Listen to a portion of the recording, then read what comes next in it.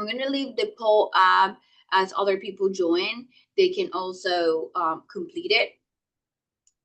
Catherine, can you see it on your end? So when we have less people getting in, we can just end the poll, but I will just start the presentation since it's 6:02. Well, thank you. Again, welcome to everybody in this meeting. We are excited because we had an amazing registration. So far, attendance is great. And I know evenings are hard. We're just trying to, add one more thing into our daily routines. But I think webinars can be much more accessible than our in-person meetings. So we would appreciate your feedback. Reach out to us at any time. And again, thank you for taking the time to attend to our workshops. We are aiming for this to be informative, educational, in a useful way to spend your evening, spend your time in learning about tools that you can use in your small business. Again, the poll for the ones that just joined is with the objective of understanding who is our audience, because we have planned great things for 2026 in terms of bringing AI to our rural areas, especially the wiregrass, and knowing that there are tools that would help you improve productivity in your business, submitting proposals, bids, creating content, optimizing resources. But when we look at our in-person interactions, we realize that we need to start from the beginning. And I really want to know if this is the beginning or we want to move to a one-on-one level. Because I was having a discussion with Catherine yesterday. This is more like a 102. And I want to know if there is a need to create instructions or another educational session, and in which we go back a little bit more and we talk about features in account creation. So please take a couple seconds to complete the survey. It really is important for us to understand the needs of our audience. Where's the survey? The poll should be in your screen. Catherine, can you see it? I think 27 people have completed it. So it should have popped up. Are you operating on a phone or on a computer? Computer. It should have popped up as a poll quiz, so it should be popped out of your out of the Zoom screen. Did it not pop up for you, Kim? No. Okay. So if you can drop, the question is, do you currently have any AI accounts like ChatGPT, Canva? Oh, I'm sorry, it did. Okay. Excellent. No problem. Great. No problem. Thank you. Where did it pop up? In the very middle of the screen is where mine initially popped up. Okay, mine didn't pop up.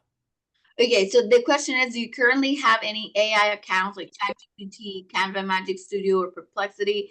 So yes, no, or this is my first time learning about AI. If you did not get the survey or the poll, please add it in the chat so we can count your answer. What was the question? I'll type it in the chat. Thank you. So everybody can have access to it. Thank you to all our partners. I know some of them join their personnel, also want to learn about how to use AI in their operations to thank you, like I said, because they help us create awareness in the region we cover. Sometimes it's hard to create those in-person connections, although I try to visit them as much as we can. But thank you for the outreach and support. For the ones who are not familiar with the SBDC network, we are the largest statewide provider of entrepreneurial and business development services. We are network of more than 1,000 centers nationally. In the state of Alabama, we have about 10 hosted by different universities. The one that covers this region is located here in Troy University in downtown Troy. So normally we partner with the chamber so we can meet you where you are. But if you want to come to our office and see how cool our building is, we're more than happy to assist you here. This is my amazing team. in which we get to work in different programs. I am the director and lead business advisor. Our smiley face is Autumn Janice. We have Jaddy as the bilingual marketing advisor, and the ones who have had the pleasure to work with her knows that she works magic and helps businesses to stand out with the resources we have. In fact, she made this presentation look pretty, and we were just bragging about her yesterday. Martha is one of my student workers. She's also bilingual. She is helping us with outreach, communication, and social media awareness.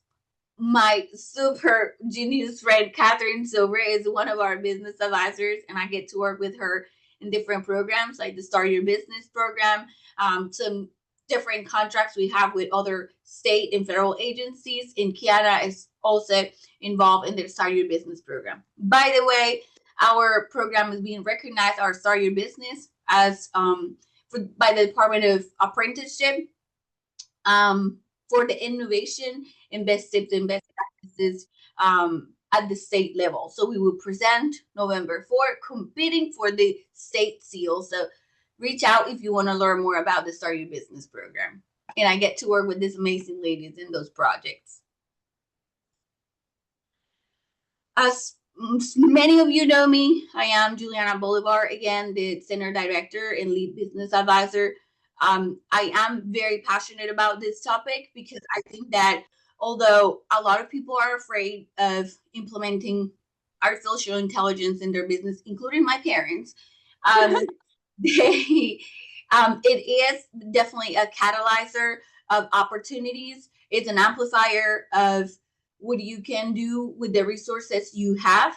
And definitely I would define myself as an enthusiast of this, although I have educated myself in it for the last 2 years, implementing it in my own business as well, implemented in the businesses that are in our network, coding things that are safe for my 12-year-old as his own tutor, and watching closely the result of that. I also have things that, I'm careful about, and we're going to talk about them today. But definitely my genius friend is Catherine, where she's always on top of what is last, and she's always keeping me updated with it. So that's why we have her joining us today. Our services in the SBDC, we provide support in the registration process. When you have an idea and you want to be in compliance, where do I start? Come to our center. Our services are provided at no cost to you. Provide support in business planning, marketing support, and educational opportunities like this. And I am very fortunate to get to design this scope of work for this great ladies to transfer that knowledge to you. So our services are provided at no cost to you. Take advantage of that. We have a great quote that my friend Catherine added to our presentation. It's about community. AI is about creativity. It's about compassion. It's about using intelligence and human and artificial to solve our biggest challenges. Like I said, I allow my 12-year-old to use it under a very specific framework.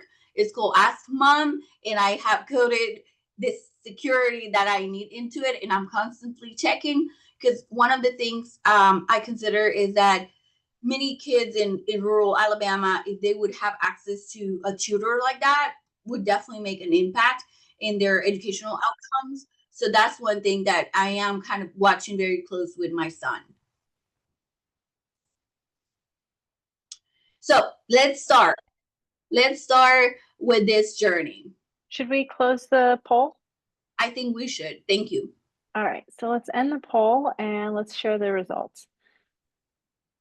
So you should have a pop-up on your screen. So it looks like about 71% of us already have and use one or more tools. That's perfect. You're in the right place. About 20% not yet, but you've heard of them. Excellent. So this will be your introduction to, once you create those accounts, how to use it. And then know this is your first time. As we use language, and if you're like, wait, I have no idea what you're talking about, drop it in the chat. I am monitoring the chat the whole time. We want to make sure that you understand all of these different pieces. The more questions you can ask in the chat, the better your understanding as we develop the more advanced concepts towards the end. Yes. And if you Stop. just joined us, or if you joined us in the last couple of minutes, please make sure to either drop your name in the chat or rename yourself so that we can make sure to continue providing these amazing programs at no cost to you. One of the, the funders for this type of program, they need to see that folks are interested, they're attending. And so your attendance by showing your name allows us to continue providing these programs at no cost. Thanks for being here. Thank you. So let's get started. And Catherine would be checking the chat. So Catherine, interrupt me as you need to, and we will go up through any questions. The whole point is it's not to me giving a lecture in front of all of you. It's honestly having an interesting conversation about how we can apply this to your small business or your idea. And we want to make sure that we get the most out of this. So you already use AI in most things that you in these devices that we never leave behind. It usually when I turn on my card, it tells me how far is work. The only place that it doesn't has been able to track just yet is my son's school, because I don't have reception back there. But other than that, it knows where I go and at what time. So all that is artificial intelligence. Your predictive text, when you start texting, and it knows it shows you 1 or 2 words ahead because it already knows how you interact with people. Google Maps, Netflix has different accounts and it suggests different things to you, their other family members. That is AI analyzing your patterns. Online shopping, yeah, Amazon knows what that shark appliances that I want. So it's different for everybody, and it customizes what it's showing you. Canva and social media, they auto filter, they have background removal, they have smart templates according to what you use. So definitely, if you have ever seen technology guessing what you need, that is definitely AI. Now, what is the difference? And what we're going to talk about today is generative AI. It means that it's creating new content from your own words. So it gives you the impression that you're talking to somebody because it can generate an interaction. So it's trained on massive data sets, text, images. It has a knowledge base that feeds it, right? It predicts the next best answer, and it repeats the patterns that it has seen. So eventually your chat GPT would start talking in the tone that you use the most, right? I was having a conversation with one of our business advisors yesterday, and we were talking about educating our clients in the 5 C's of credit. But I don't want the GPT I'm coding talking like the Federal Reserve. I want my GPT talking in her tone, using the example she uses, and understanding the level of financial literacy in different types of clients. So I'm not feeding my custom GPT anyone's information. I am teaching it to speak like that business advisor, and it is able to learn those patterns. It understands natural language, so you don't have to be expert, or you don't need to know code.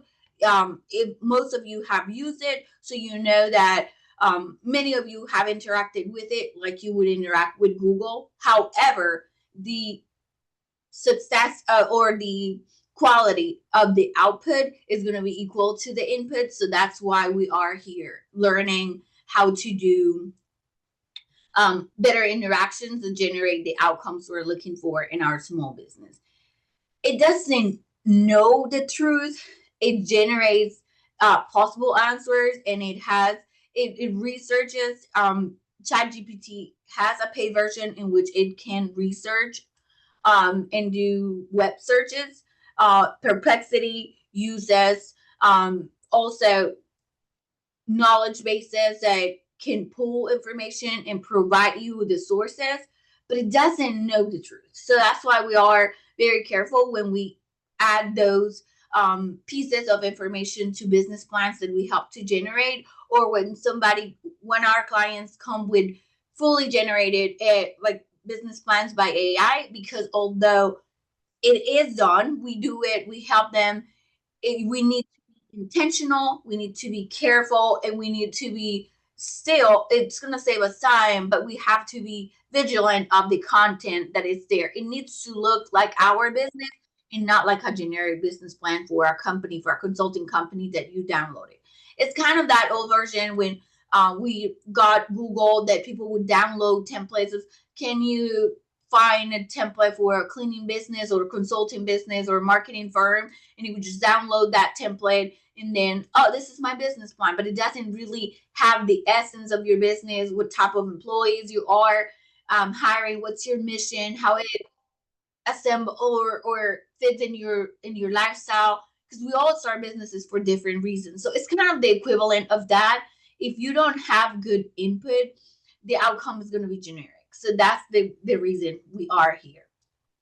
But the amazing part is that no coding is required, so you get to create it with your own words.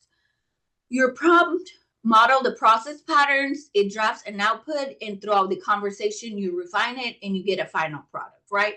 But I'm here using this word prompt. So we will talk about that, and we will get into the details of prompting.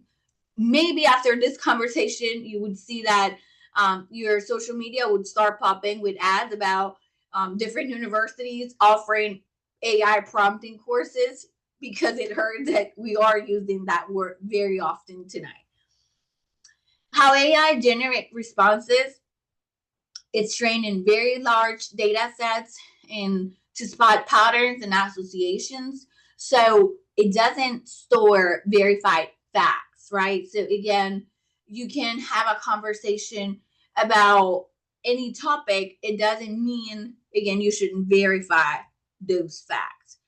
Your prompt matters. If you say, write an email for my clients to apologize for delays on my deliveries yesterday, it's going to send a very generic text that eventually, the more people learn about AI, it's going to feel cold and AI generated. I guess we did that a lot with social media, that many of us can spot when a post is AI generated. But then as you get better, you give more information that it can generate warmer and more similar messages, which you would in your own tone. It predicts, it doesn't think, again. So it makes you sound smart without being correct. So that is why we encourage our students to be very careful when they submit full essays about a book. They need to submit 3,000 words essays about a book, and it sounds great. They don't even read it, but then does it have your input? Does it reflect how you think? Does it align with your values? Does it really matter? And it's relevant, but it can have a lot of fluff, but it really is not anything of substance. So that is why we encourage to use that, because it can save you a lot of time. But it still doesn't do all the thinking for us. That's why I said it's a tool, but it's not going to eliminate your business advisor. It's not going to eliminate your administrative position. It enhances what they can do. It is going to increase what they can do or what we can accomplish in our days. However, it's not going to do it all for us. Not so far. The memory is limited. It doesn't have like a human style understanding. It would store certain facts, and probably you need to go back to the memories in your account, and you probably want to delete certain things that are irrelevant. However, you do want to let it remember that you're a family-owned business, that certain values matter in the identity of your brand, that you keep using certain words because they are part of your voice. So although the memory is limited, you want to make sure that it remembers the things that matter to your brand. So the tools can pull sources. The different versions of it can mix things up, and we call it like it's hallucinating and that happens often. Sometimes there are days where I get frustrated because I'm working on a presentation, or I'm working on a proposal, and I just can't get it right. Trying to save time. Most of the times is a mistake on my prompt or something I coded that I didn't realize in my own custom GPTs. But it probably there are days in which they are fixing things in their internal algorithm that still can hallucinate, and we want to be careful of that. But well, finally, what is a prompt? So the prompt is an instruction that you give to the AI, and it's how you tell the system what you want, who it is for, and how it should sound. So it's given directions to a very smart assistant. And how do you create a prompt? So basically, you open your account, and for most of you that have used ChatGPT or Perplexity, you just like write a post about my business. But however, that's generic, unclear, and it's not going to generate something that is custom to you. Strong prompt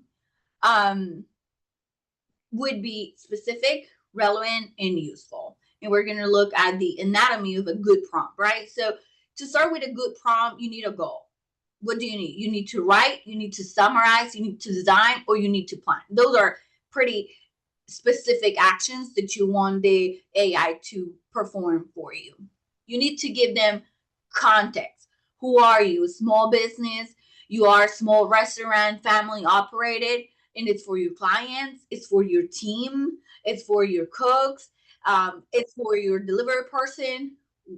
Who is the reader?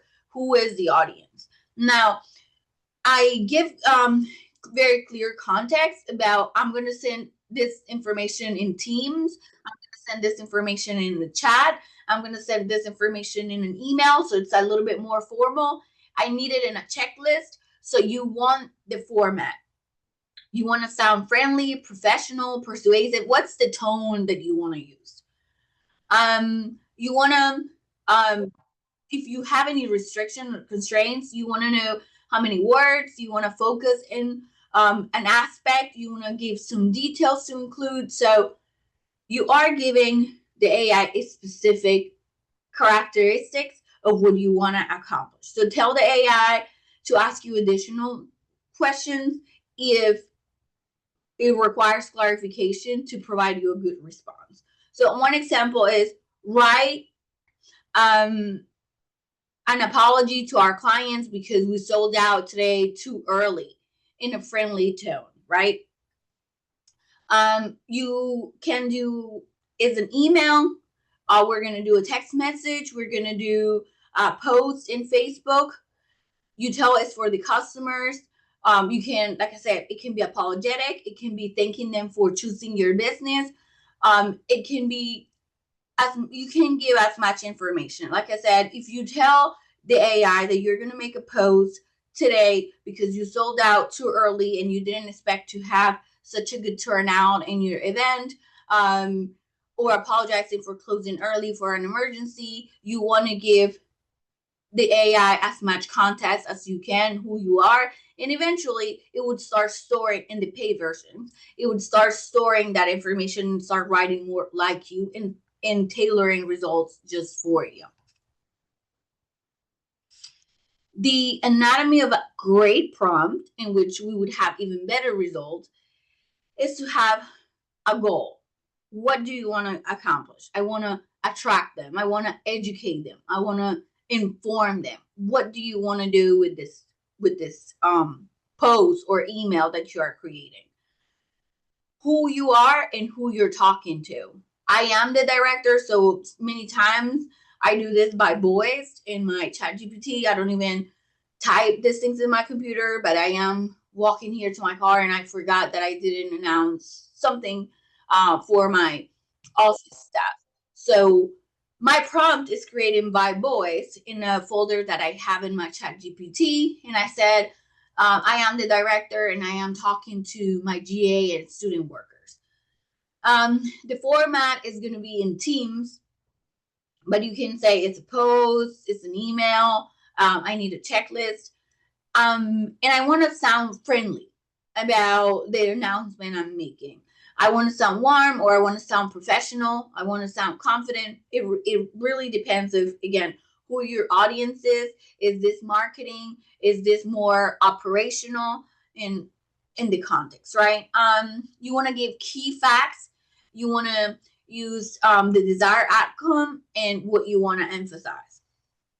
You want to get perspective. That is optional, but honestly, when you, especially when talking or using voice dictation, is much easier for me in my style to give perspective.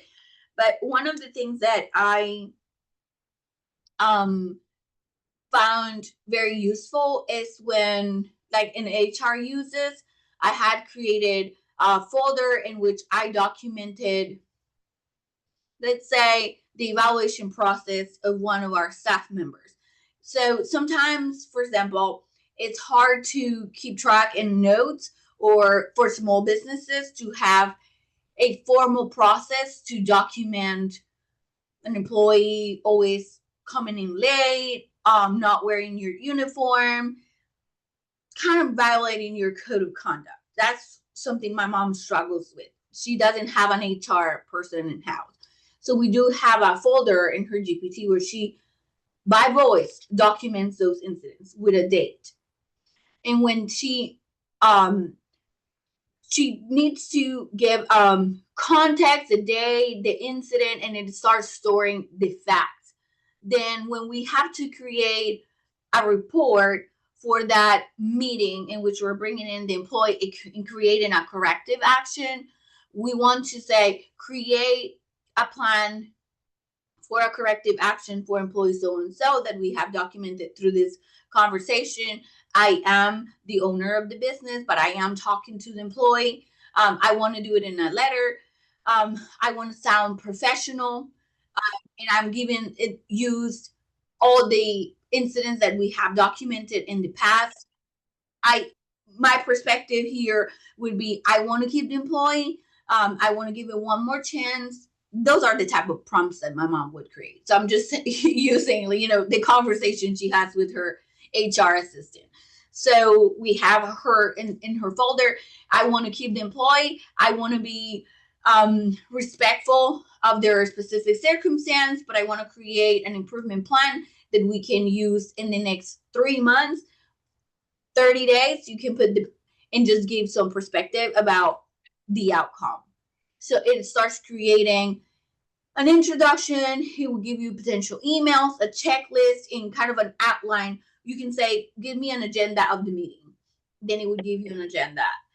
Then you can add, based on that conversation, let me suggest an action plan. So again, all this is generating answers and things that you need based on your prompts and the context, the tone, the input, what you're asking it to do. We just had a great comment in the chat. Clarence, I think their name is, said that they want to grow their small family-owned masonry business. And so I asked, do you do government contracting? Do you bid on contracts for general contractors? And the answer was yes. And that is perfect, Clarence. Thank you very much for that answer. Because one of the ways that I use my AI tools is I use it in bid evaluations. So I use it to tell me how likely it is that I'm going to be a competitive bid on an opportunity. And I upload 2 documents. I upload the actual bid packet, all the information, the specs and things like that.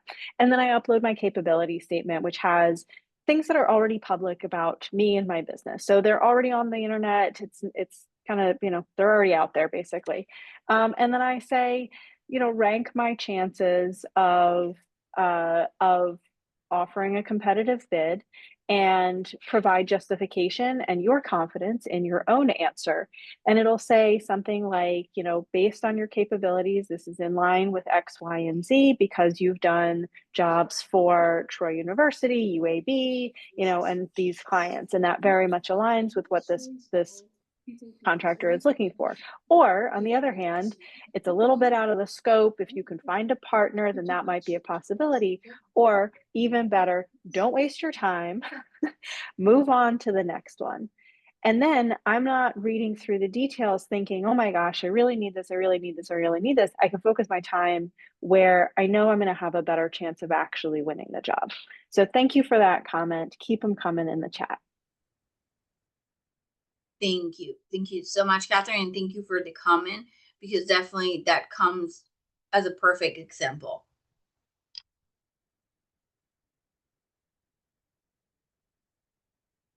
Okay, there we go.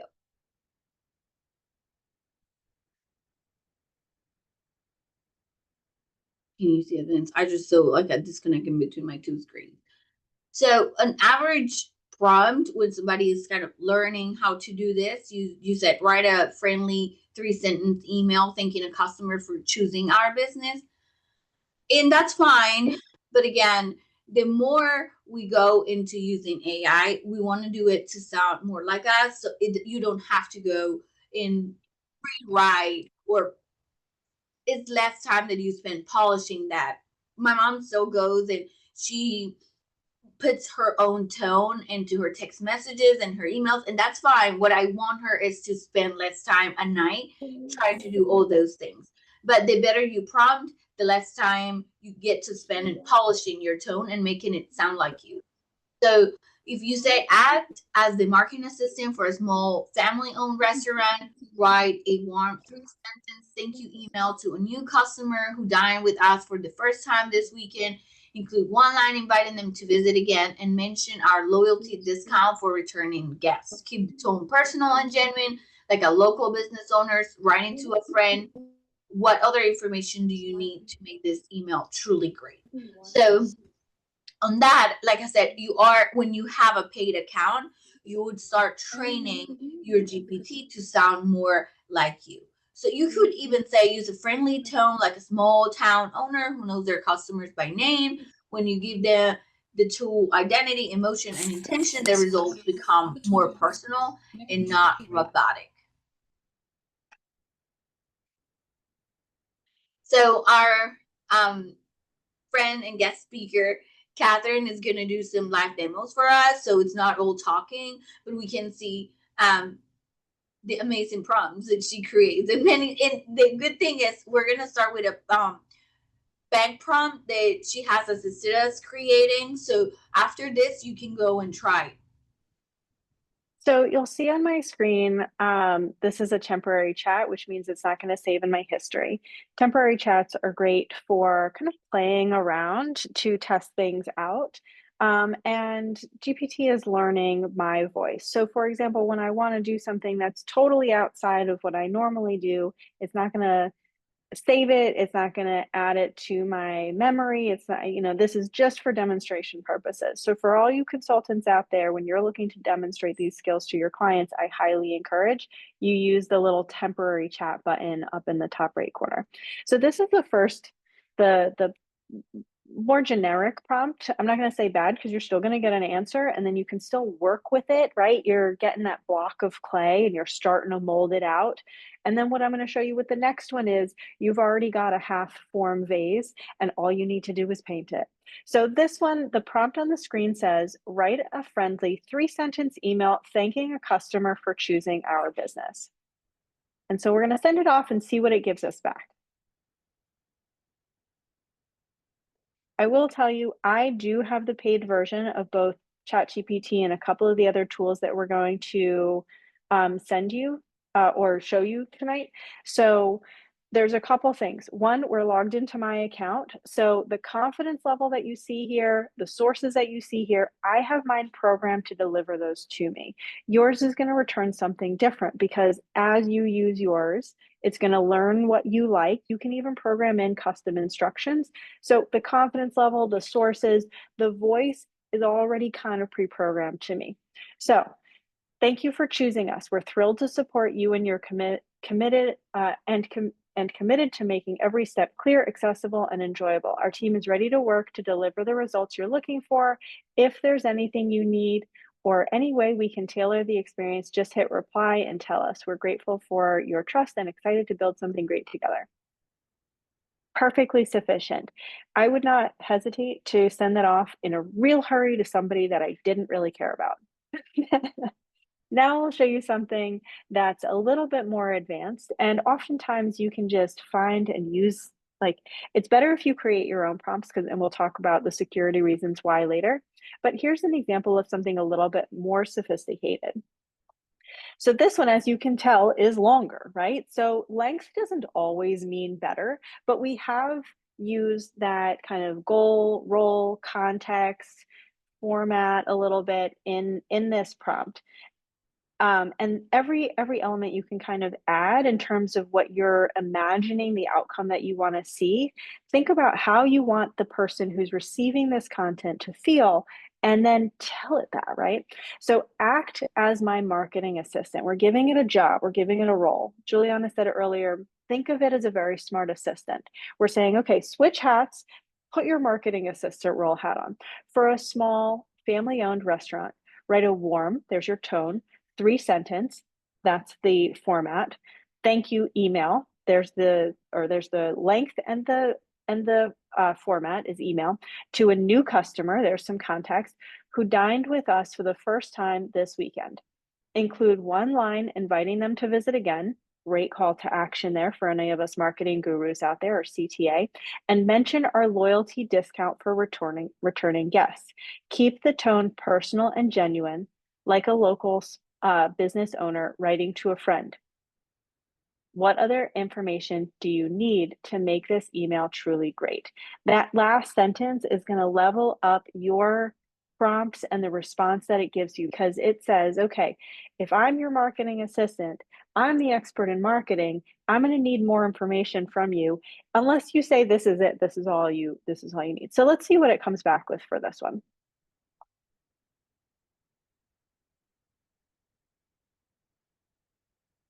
And I like how it shows you some of the work that it's doing.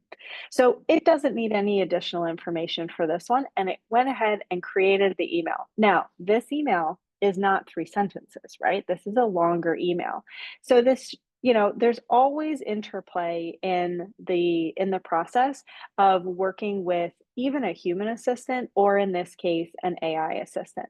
So this one is, here's a warm 3-sentence note you can send. Hi, customer. I hope this isn't 3 sentences. It might actually be 3. This might actually be 1 sentence at the end here. Oh my gosh. Okay, so it did hit the 3 sentences, but do we actually talk like this? So, hi, customer name. Thank you so much for dining with us this weekend. Well, welcoming new neighbors like you is exactly why our family loves running restaurant name. We'd be thrilled to see you again soon, and on your next visit, please enjoy our loyalty discount for returning guests. Just mention this email at the register. If there's ever anything we can do to make your experience even better, reply here and we'll take care of you like family. To make this email truly great, share the restaurant name. Oh, this is the question. Okay, here we go. This is the email part. I thought this was a 2-paragraph email, and I was like, oh my gosh, I thought the second half of here was just 1 sentence, which it is, but luckily not part of the email. Share the restaurant name, owner's name, and who should sign it. Customer's first name, dish or moment they loved, cuisine, a signature item, neighborhood location, how the loyalty discount works, amount, code, expiry date, how to redeem, preferred call to action, reservation link or phone, hours, or best nights to visit. So say Wednesdays your slowest night, invite them to come on Wednesdays. Any upcoming special events, and social handles. Now, say we had a spreadsheet with this information already in it. What we could do is we could take the spreadsheet and upload it here, and then say, here are the customer names that I need to create the emails for. Go ahead and create them and tailor them to their experiences. So that's a way to have a much more personable and personalized response, and to use some tools together that you might already have. So you can do this obviously for a restaurant business, but for consulting businesses as well, and any other types of businesses. So we can continue to tailor the content to the folks that are in the room. Drop the type of business that you either run or are interested in running in the chat. And if you've joined us recently, make sure that your name is either in the chat somewhere, or you've renamed yourself, so that we can continue providing these kinds of no-cost webinars for you. Back over to you, Juliana.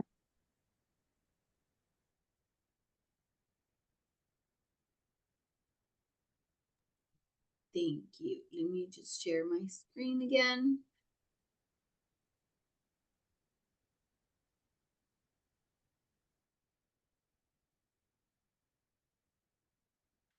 Can you see my screen now?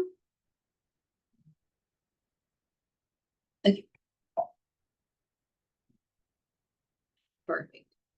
So we enjoy sharing new platforms and new tools that we have been using. At least that is one very usual topic of conversation each time that Catherine and I meet. What are you using? What capabilities are you using? And I enjoy learning.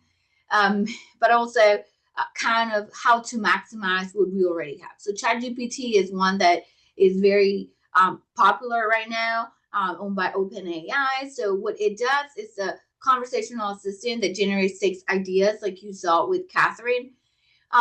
It can generate text, ideas, emails, posts, and summaries.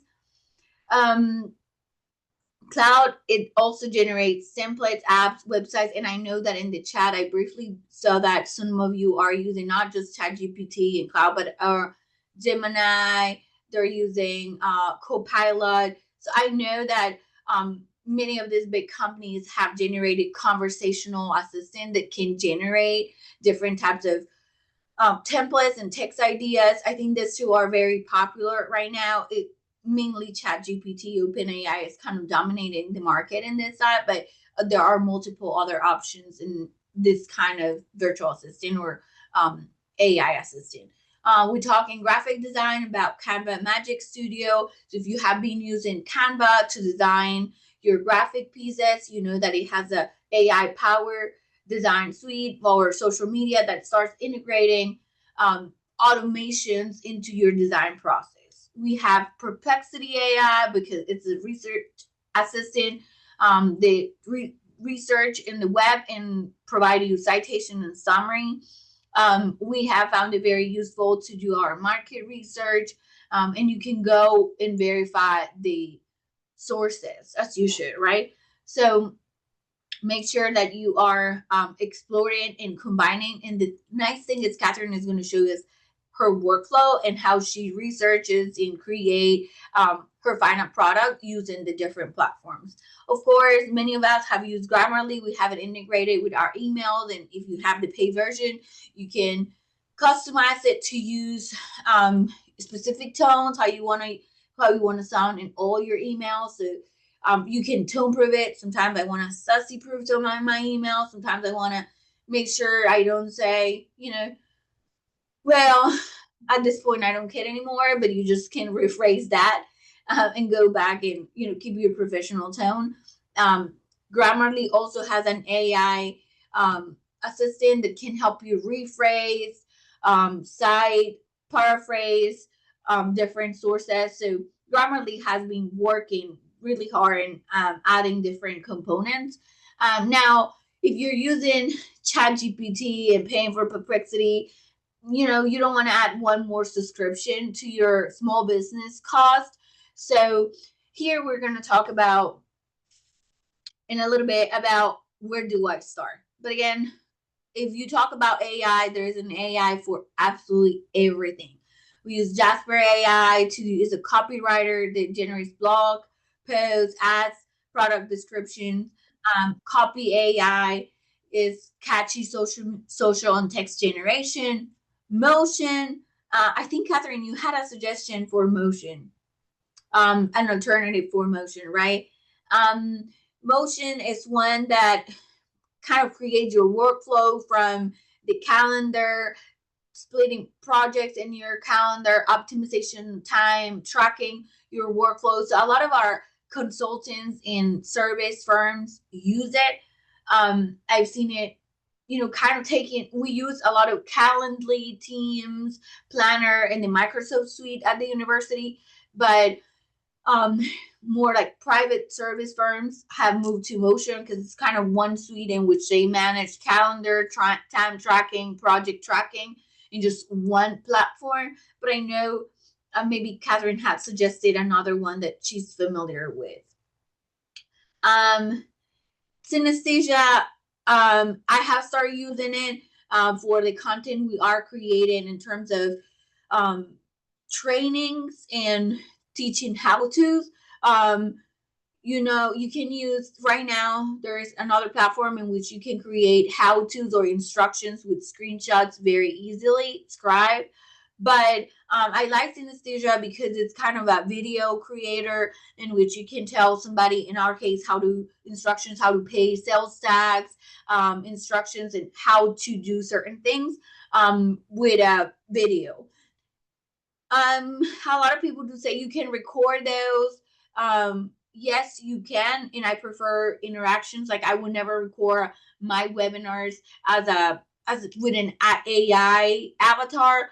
However, the tools to create a professional looking video for certain 3 minutes how-tos is much cheaper to use AI. Now, this interactions in webinars and understanding like your gestures and having this conversation definitely would not, in our case, is not replaced by AI. But you know, those small training opportunities that we have with our team, we can definitely use AI to create video, and you give it the script, you generate an avatar and how you want it to look like, and it starts creating a training video for you. We have picture that turns scripts or blocked into short videos as well. You have the script that edits video podcasts by editing text, and a lot of people wants to incorporate podcasting as part of their marketing strategy for their business. So you can use an AI platform for pretty much everything: research, design, planning, or video. But again, which ones do you need in your business? You know, because this all costs money. So what do I really need for general business operations and save time and have like a very smart assistant? You probably want to start with ChatGPT or Cloud. I know, again, many of you are using Copilot, Gemini, and that's fine. I guess we talk about this because we have experience, and it is the most dominant product in the market. We also have some cybersecurity concerns many times with many of the products in the market. And since we are back, you know, through the universities, Catherine has contracts with several agencies that required a level of cybersecurity. We want to make sure we're sharing tools in which we are confident on a certain level. So it acts as your virtual assistant, drafts emails, letters, posts, policies, and plans. For Perplexity, we use it mainly for research. The free version, I would say, is pretty good. If you do a lot of research, it does have a limitation in how many pro answers you can get per day. So you might, depending of your business, you might want to upgrade it, but the free version works pretty good. It also has like free and pay version. Motion or ClickUp, that's the one that you had suggested. They both have paid in the free level. Canva, you have the free and the pro. You have Grammarly. Again, Grammarly does the function of proving your text. When the premium version, you can add preference in tone, length, how you want to sound, and download it in your Outlook, in your cell phone, for your text messages, in your browser. So it all depends how much you use it. For video and training, you have a couple options: Picture, Synesthesia, the script. And for app development, you have Replit, Lovable. They're free or paid. So where would I start? I would start with, as a small business, I would start with ChatGPT and Perplexity, the pay version of ChatGPT, and we will talk about what free and pay would mean. But definitely, if you can afford the pay version of ChatGPT, it's great. And then if you have to choose between one or the other, I would keep the pay free version of Perplexity, and just add the others as your business grow. So we get into the how to use these tools safely, because I know it is a concern, and I read briefly in the chat that you have concerns about, is this something like that I should be careful in terms of intellectual property? Is this safe? what free really means and how much input should I have. So definitely, Catherine is a person that takes cybersecurity and safety for our clients very, very closely. So Catherine, the floor is yours so you can talk about safety and cybersecurity and AI. Sure. And I was in the middle of responding to a comment that just came in. Jay asked about Spike Studios, a platform that repurposes your streams as clips. Jay, I don't have experience with that one specifically. I've used a couple other ones, but I don't do much like audio production. To be honest, I don't do a ton of video production either. I know Opus Clips, and you can do that within Descript as well. Descript is pretty powerful, and so it is a little bit more expensive. So yeah, there was a comment in the chat just a second ago about, once all our data is kind of out there, right? And the question is, how much data are we putting out there? So what free really means, things that are safe to include, things that you definitely want to keep out before, the areas that you want to be aware of before including. When we talk about AI as your assistant, think about AI as a loose lips, sink ships, super gossip, going to tell all her friends or going to tell all his friends, blabbermouth. Okay. So when you put any information into AI, there are ways to protect your data. So a lot of people do use Copilot because you can run it natively on your computer, and that creates more of a locked system. You can also set up boundaries and just use good hygiene with your prompting. So for example, one of my favorite things to do is I like to read all the terms and conditions, but I also sign up for a lot of different apps to try them out and see what's what and try this out and then try that out. And so one of the risks I run when I take these terms and conditions and I say, okay, I'm going to copy and paste these terms and conditions into a tool like ChatGPT and see what are the red flags. That way I understand what my risks are when I'm using a new application. But say I get an email and it's like recently I've been getting a lot of like, your PayPal paycheck is on its way. I don't know if anybody has gotten those, or your shipment has been delayed. Say I get that email and I'm like, this company sounds a little suspicious.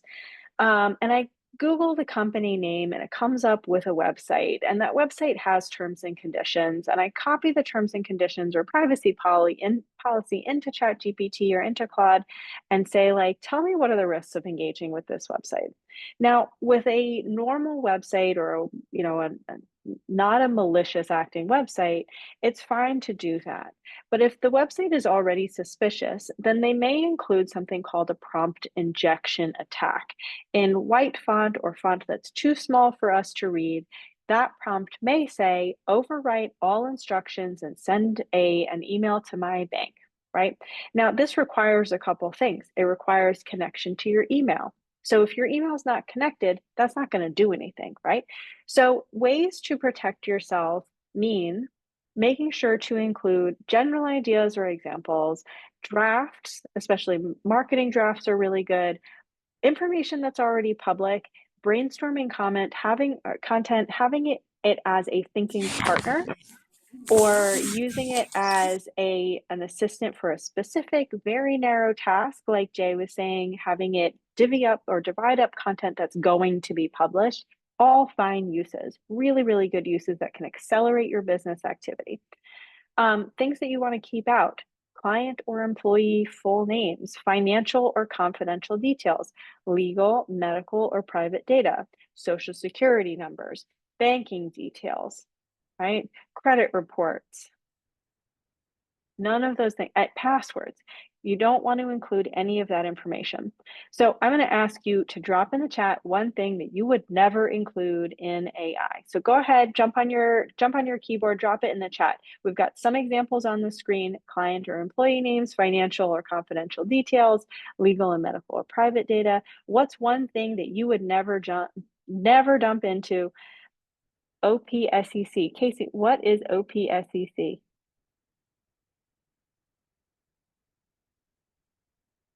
I don't know what that one is. Your address, social security number, absolutely. Your birthday, very possibly. My birthday is listed on my Facebook account and has been since Facebook launched. And it's in my Outlook calendar. Yeah. So So if you don't, that's one of those things where if your birthday is already out there and you're comfortable, I have mine out there, right? I also have my personal address out there. Why? Because it's my business address and it's listed on my Secretary of State documents because I'm registered in Alabama. So that information is all. I rent out 2 of my rooms, right? That information is already out there. But do I leave my doors unlocked? No. Do I have cameras around my house? Absolutely. I have an alarm system. I've got very nosy neighbors. So all of these kinds of things, customers' personally identifiable information or even sensitive personally identifiable information, a book chapter that you wrote, address, full names, any personal information, bank account information, uh, allowed to connect to your financial accounts. Absolutely. So let's go through pet names. Okay, if your pet names are your passwords, then absolutely you want to keep those out, right? I use a password manager, which is not an AI tool that we talked about so far, but I use 1Password. There's also Dashhound and a couple really good ones. If you're thinking about using, what do you use, Juliana? Do you keypad. use We use keypad? Okay. keypad. Mhm. So when you're researching, one of the best ways that you can protect yourself online, and this has been true for years, is using long and strong passwords. And I use a password manager that's specifically outside of like it's not part of Google Chrome, it's not part of Safari, it's not part of Firefox, specifically to keep that information away. And you know what I make up every time? All of like when it's like, what was your first car? Ferrari? No, it like my real first car is a Mini Cooper. That's not the answer to any of the websites that I have what was your first car? Where did I go to school? Certainly not where I really went to school. What's my mother's maiden name? I just make it up, right? And so using a password manager can help protect a lot of these aspects, even kind of outside the world of AI, to protect you online, full stop, right?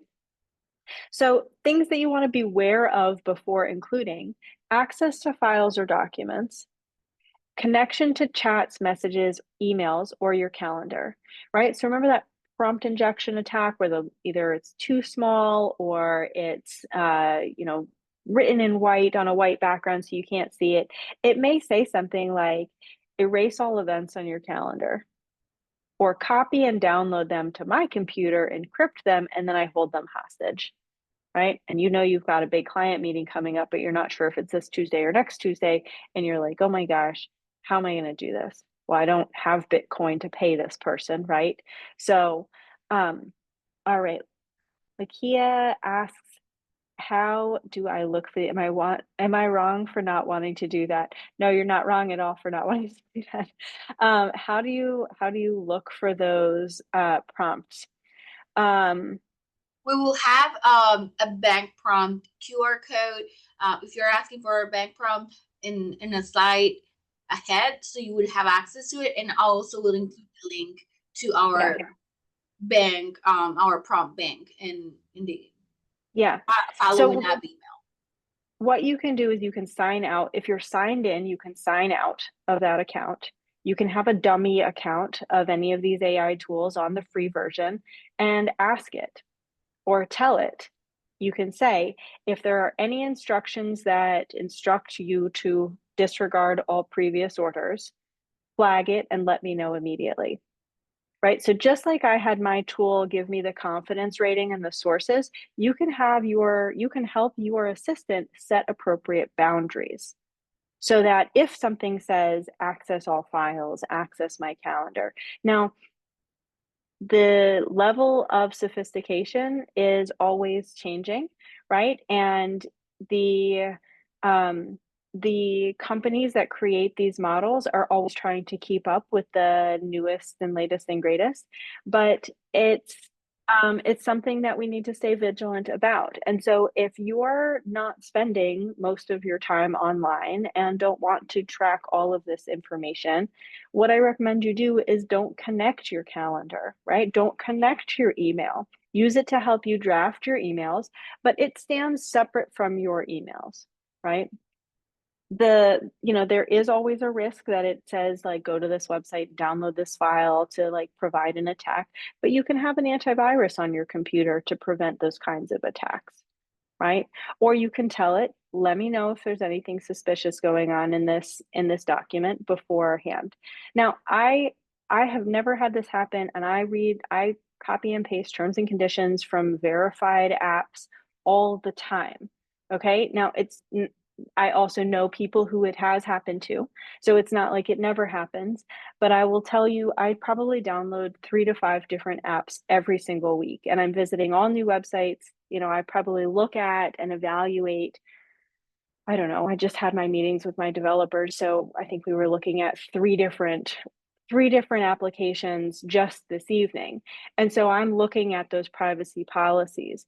Websites that are by legitimate businesses are not going to hide malicious software in their terms and conditions and policies because they want you to do business with them. They don't want they want you to do business with them on the business that they're doing, right? They want you to use their tools to chop up your audio for smaller segments. They want you to use their high quality products. They're not in it to cause you harm. So it's definitely out there, but it is a very small percentage that we normally interact with. So what privacy tools what it actually looks like in AI is in the free version, your conversations, and actually in the paid version, sometimes your conversations will be stored and used to train future models. That's normal. Just, that changes with policies, with lawsuits, with privacy concerns that are brought through the courts. So the way I approach privacy is I assume all of my conversations are going to be used to train the models moving forward. The only levels where it is most likely not going to be used to train your models, right? Because these are company policies and company policies change. So I never say never on like those kinds of things. So if I'm like real wishy-washy about it, it's because say the CEO of OpenAI or Claude gets replaced, right? That new CEO, who's backed by new venture capitalists in a different legal environment, say they move the company to an entirely different country. Those company policies are going to change in reaction to a whole new set of circumstances. So I assume that my data is going to be training the models, which I like that, frankly, because I call ChatGPT and Claude ma'am. so I'm like, say please. yes, I always say please.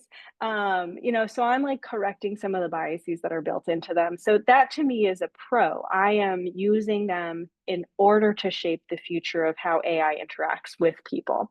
So the enterprise version most likely is not going to train on your data, but the enterprise versions are usually $200 plus per month per user. So if you have one user, and sometimes there's a minimum of users, so it could be $200 a month per person or per user, but then have a minimum of 5 users. And all of a sudden you're looking at $1,000 a month bill. No, thank you.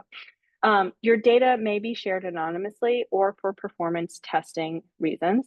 You cannot, quote, own what you produce exclusively.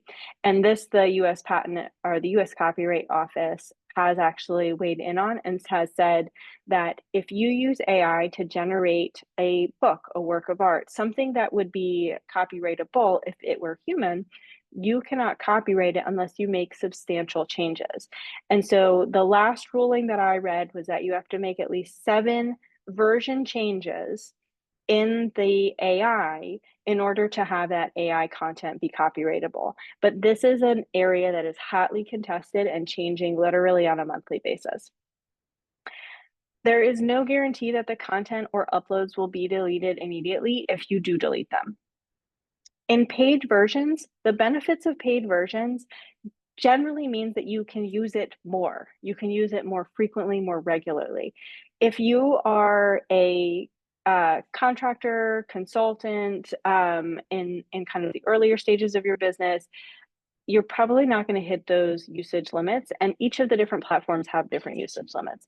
OpenAI has a very high use limit, meaning you can use it almost all day without running into credits. Perplexity, on the other hand, you get three. You get three of their kind of pro, and then it resets on a daily basis. It'll still give you outputs, but it's not giving you the best. Prompts and data are not used to train the model, generally in enterprise only, but again, that changes. So it used to be that on the paid version of any of them, they weren't using your data to train the model, and you could opt out of that. But then there was a court case, and then the court, so like a messy legal situation. Conversations can often be deleted or set to no history. So just like you saw with my temporary chat, business and enterprise plans include data encryption and compliance standard like SOC 2, but not across all platforms. So if you're interested or need that type of security, you'll want to specifically look for things like SOC 2 or NIST. And some allow for local file storage instead of cloud storage. So the practical takeaway is that free is a fantastic learning place. It's great for brainstorming or coming up with ideas or early drafts. I tell it to give me things like, give me 30 ideas about how we can combine these two business ideas into one cohesive business. And then I pick the top 5 that I want to actually run with. SOC 2 or NIST. Specifically, NIST 800-171. That's the like security. That's the federal level. That's the lowest standard of federal level data. Okay, let's talk through some of the AI cyber threats. We already mentioned prompt injection. That to me is the scariest one, but I think spoofing is right behind that. So a direct injection is when an attacker text tries to override instructions, ignore previous rules. An indirect injection is when a malicious instruction is hidden in web pages, documents, PDFs, and your AI reads it. Right? So say, for example, you have Perplexity, you tell Perplexity to search these specific websites for common business scams. And it finds some, but those are bad actors, right? And so like they're already trying to scam people. And so it comes and it finds something, and then the instructions are hidden there. AI spoofing. Have we heard of spoofing? Spoofing is when somebody copies a voice or a tone or an email or a phone number and reaches out to you. So it could be something, this is most common in job searching and job recruiting. So for any of the EDAs, chambers of commerce, any like career coaches that are here tonight, AI spoofing is significantly on the rise when it comes to job searching and job application. Why? Because we know job searchers, I mean, they're not necessarily desperate, but they have a heightened sense of desire to pick up that phone and may not know a recruiter by name. So the term here is deep fakes. It makes someone look like, sound like, or even replace the phone number that appears or replace the email address that appears, look like someone legitimate. So synthetic biometrics is much more rare and much more sophisticated. We're not breaking into the federal government here, so usually that's reserved for other folks. But as biometrics like watches or facial recognition becomes more common, those will certainly increase as threats. And basically, spoofing is impersonation. AI phishing is kind of the next another type of cyber threat, and it's when generative AI writes fluent, tailored lures to specifically get you to click on links. Most of the time, opening up an email that is a phishing attempt is not going to bring your computer down. Usually there's something else you have to do. Click a link, go to a website, enter your banking information. call the number that's included in that. So if you see, and my team gets a lot of these, like when I just hired a couple people, and within 2 weeks of hiring them, they were getting phishing emails that were spoofed me. It said Catherine Zobri in the description of the email from me. The email address was not my email though. And so because they're cyber aware, because we do cybersecurity trainings for everybody, they knew that was not actually from me. And so training your team on what types of emails, like when they should call you directly, right? They've got your name, they've got your number, or training folks that we work with on saying, hey, you know what, if you get a recruiter calling you, make sure that, when it says no training and you're going to get $80,000 a year, and it's not, you're not already a master welder, master plumber, master mason, like you're not one of those folks, that it might be, if it sounds too good to be true, it probably is, right? So making sure to find the original company that has the job and calling them directly. And then AI enhanced malware attacks. So that's when attackers use AI to speed up the coding and kind of disguise or obfuscation of the rapid variant or polymorphic tweaks. So, for example, large institutions like Troy, who get a ton of cyber attacks on a daily basis, or the federal government or state government, they are constantly being bombarded with these attacks, right? And the attacks are like, they're trying, and they're trying different ways. They're trying, okay, can I get in this way? Okay, can I get in this way? Can I get in here? Can I get in there? Can I get in there? So the AI tweaks the code every time to say, okay, let's try over here. We couldn't get in this way. Let's go in that way, maybe. I've got limited space on the screen, so I'm doing what I can to make this entertaining. Valerie, thank you for your emotive reactions. Awesome. Okay. Do we have one more on safety, types of cyber threats? Okay. Last one for me, before I turn it back over to Juliana, is when and why to choose paid or consider paid versions. I will tell you, so for me, ChatGPT is the gateway drug. Okay. Like if you are interested in AI, ChatGPT is one of the lowest barriers that you can get into and start using it, because it's so incredibly, keep the plugins and software updated. Thank you so much, Denver. And I just did that tonight. So whenever you see that little apps, number on your phone, update them. If you get an alert to update your phone, update it. Make it a company policy for all your employees to do the same, because having out of date software, Denver, I know I could always count on you. Denver's company is called Creative Birds. He does web development and was an awesome participant in a program that we did last year called the UPBI, Urban Business and Poverty Initiative.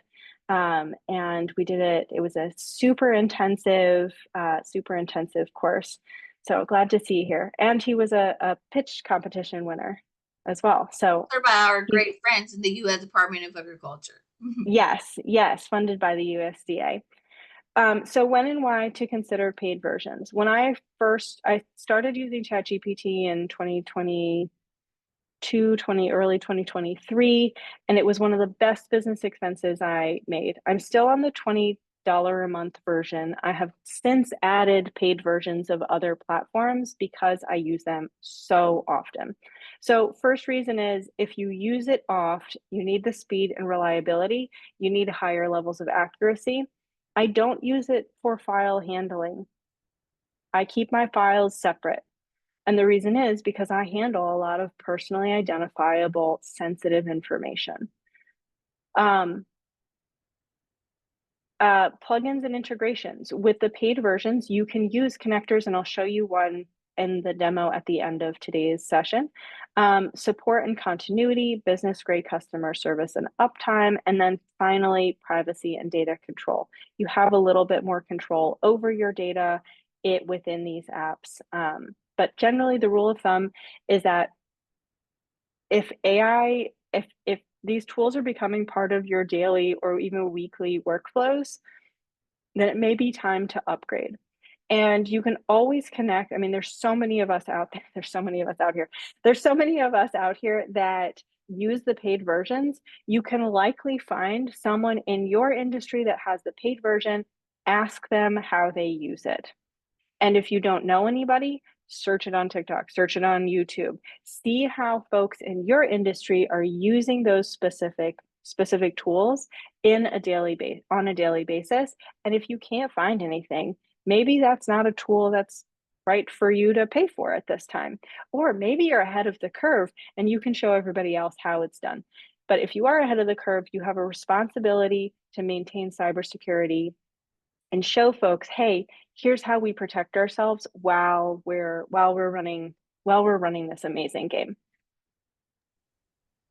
One thing that I would like to suggest, and again, in the conversation, before we get into how it is applying to our daily operations in different industries, is that yes, there are boundaries and there is cybersecurity policies and hygiene that is really important to keep. However, making sure that the apps that you are trying to implement and connect your data with are safe and secure is as important, to establish the right boundaries. What I'm meaning with that is I have a tool that connects to my bank account to track my budget in different categories.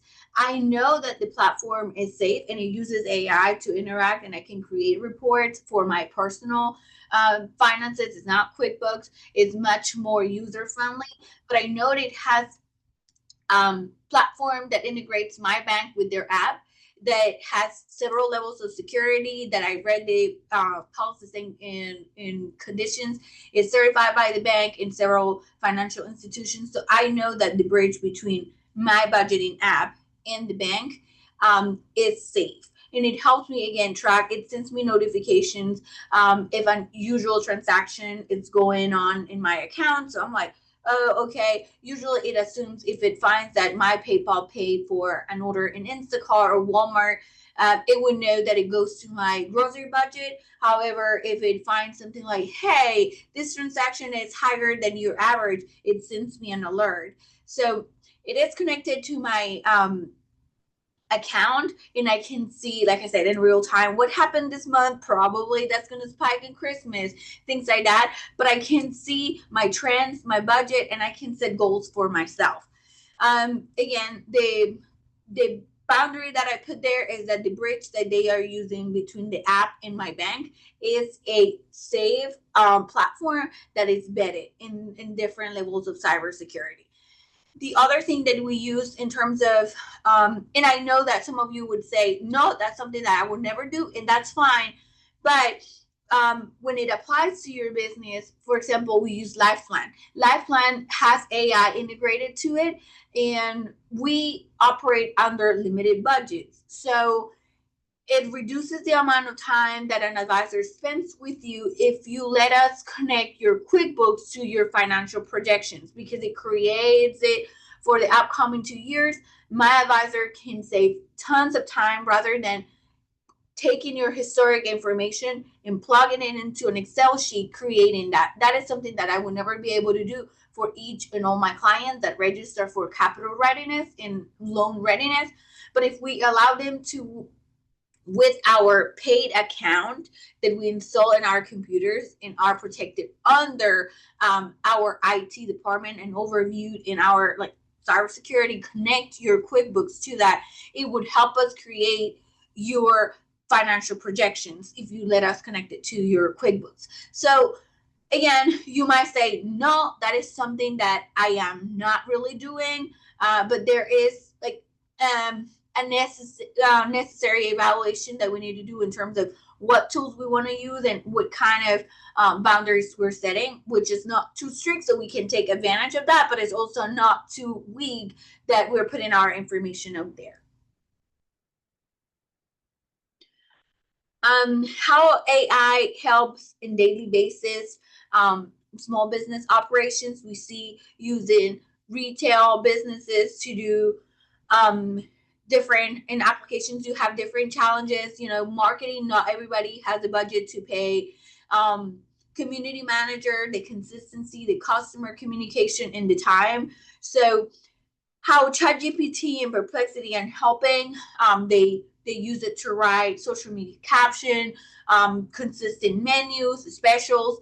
Again, the more data you train your assistant with, if you have a point of sale system and you can use the data and the charts, again, being careful with how you handle that information, ChatGPT can help you analyze the performance in this lunch special versus your cost versus your marketing, and create different outcomes, so you know what's more efficient, what is really not performing in your menus, and suggest how you could respond to maximize your sales. So definitely you can create and combine different data sets that you have.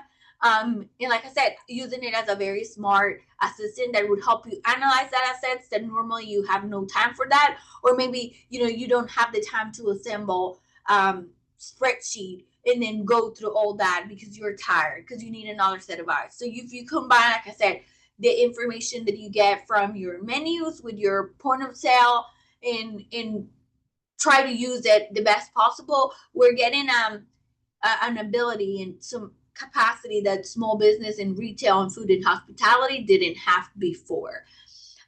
You can use it in just daily operations to respond to reviews.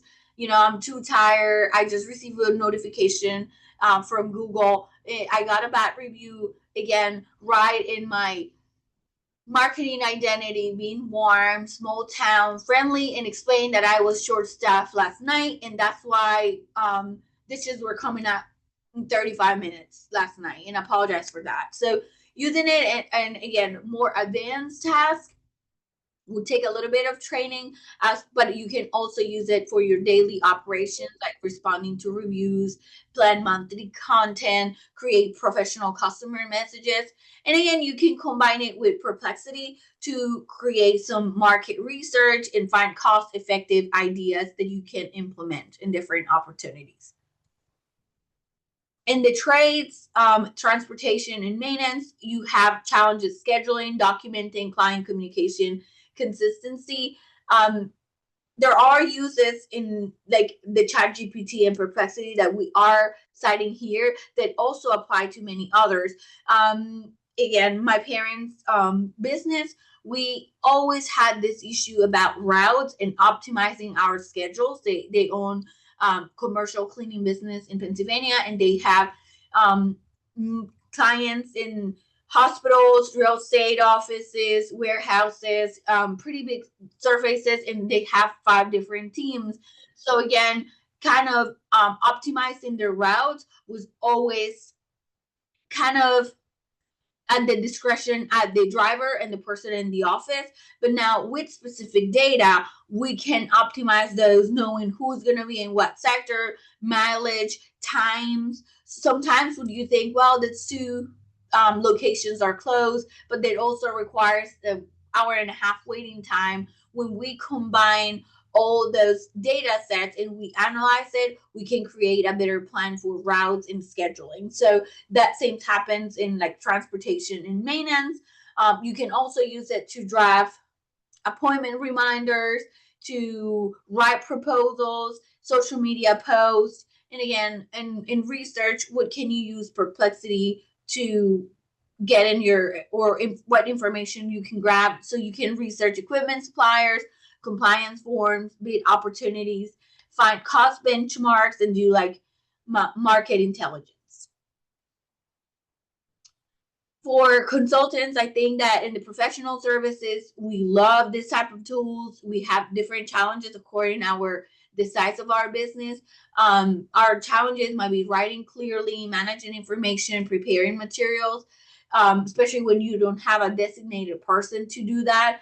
And ChatGPT and Perplexity help us save a lot of time, drafting report, creating blogs, summarizing, in identifying red flags in different contracts and policies and conditions that we sign, building workshop outlines or talking points. Still, it takes us time, but what it used to take us 2 days, kind of putting together our presentation, you can dump your ideas and start organizing it with the assistance of AI. And then we use Perplexity to research new policies, summarize credible sources and citations and gather industry data for this report. For community organizations, I know we have a few here, and we always have limited staff, time, and technical support. So ChatGPT help us write press releases, and you can set up the tone to match the tone of your local newspaper, match the tone of your local blog. They all have different tones, and many times our press releases take a lot of time to get posted because the editor has to come and review it. But if you can send a draft that already matches the tone with the exact information, and you're sending it to 2 different outlets, and then you can repost it, we do that. Troy Today has a very different tone than the Troy Messenger, so you can customize the exact same press release for 2 different outlets, and then that way they have to make less edits and our press releases go out faster. So Catherine is laughing because my press releases always get out fast. You can do event flyers and thank you letters, drafting narratives, creating short outreach scripts. You know that the partners in this call, they all receive instructions. When you are trying to manage 13, 15 partners in a call, in an event, trying to say, hey, I want you to share this event, they have limited staff as well. So we are very aware of that, and we try to send the instructions in how to use the material we create, the type of posts that we're doing, how to use the material, and 3 or 4 different options of captions that they can use. So when the partner receives the email, it's super simple, and you're not asking them to use time and their administrative personnel to create a post for your image. So if I create an event and I say, can you share it? But the administrative person has to download the image, post it, and create the caption, it's less likely for you to get that event share. But if you send them instruction, a couple different images and a few different captions, it's more likely they use the time to actually share it. So again, community organizations can benefit from that as well. We use it to research grant opportunities or to actually much faster determine program eligibility, find statistics and reports, summarize state or federal policy updates. So where to start? Again, choose the right assistant. It can be ChatGPT, Cloud for writing ideas. You can use Perplexity for facts and research, Canva for visuals, Grammarly for clarity, although again is optional and you can stick with the free version. And decide what tool for organizational purposes you're going to use. Again, you have the option of Motion, ClickUp, or again, Microsoft Suite. What I want to, again, emphasize is that AI works with you, not instead of you. It's not going to replace your business advisor. It's not going to replace your administrative assistant. Catherine keeps adding staff to her team because it amplifies your capacity. As we grow, our administrative personnel can do more. They can help us optimize our time. However, it's not going to replace them. We need people having different skills, helping us do our calendars, press releases, and management of our social media accounts, but what could be done many times in a couple of days. Right now, it would take us a few hours, if so. So again, having the good skills in this makes our personnel and our team more competitive. It doesn't replace your experience, your creativity, and the relationships we create or build. It does amplify your strengths, and I truly believe that, again, it gives us the opportunity to compete in areas in which we didn't think we have the abilities. Even in your personal life, writing letters to the credit bureaus to eliminate something that is wrong in writing is not your strength, or creating more advanced financial reports for your business using data that is in your point of sale, that is in your menu, that is in your website that you had never used before because you don't have the time, you don't have the personnel, or you don't have the resources to analyze it. So it would save you time in this type of task that usually slow you down. It would help you maintain more level of consistency and find new ideas and opportunities to grow your business. In fact, I do have a folder in my GPT that is called Idea Pipeline, and every time I'm driving and something comes back, I'm just dictating the next thing I want to do. I don't know if we have more time for a few demos. Guys, if you want to stay a little bit, I want to make sure that you have access to our prompt bank. We have different levels of prompts in this file. We have one, like we start from entrepreneurship. Let me see if I can go to it real quick. We have from entrepreneurship, evaluating your idea, creating objectives, breaking down your goal into actionable items that you can follow through, to more advanced business planning prompts that you can use to write a business plan, financials, professionalism. We will keep updating that prompt bank, but if you want access to it, you can scan our QR code, and I will send the link as well in a follow-up email. We want to stay connected. This is just the beginning. As I said, I have a folder with a pipeline of ideas.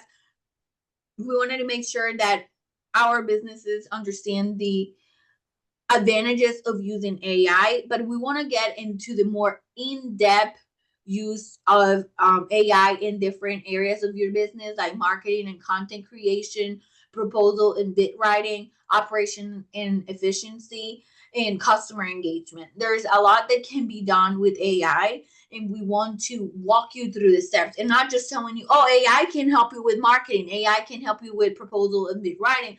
Give me good prompts. Show me how to do it. So before we got into the more advanced content, we realized in our marketing boot camps where we were giving prompts out for marketing, talking about your ideal customer, setting up the tone in your GPT. 2 out of 3 attendees to those sessions did not use ChatGPT in business operations. So we wanted to make sure that we open the conversation, we understand where the majority of our businesses are, so we can start putting together sessions in which we actually implement AI for those types of tasks. So our goal is that our small businesses in rural Alabama can use AI confidently, one skill at a time, one area at a time, but we do have upcoming sessions.